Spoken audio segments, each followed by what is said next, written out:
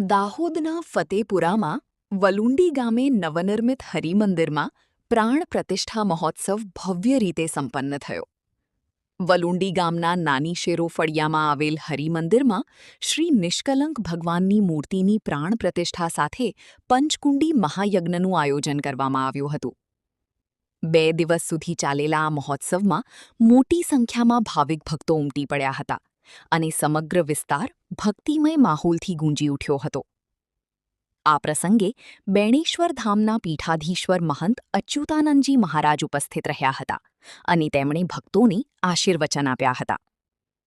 મહોત્સવનું આયોજન ગવજી બરજોડ પરિવાર અને રમેશભાઈ કાળુ પારગીના યજમાનપદે કરવામાં આવ્યું હતું.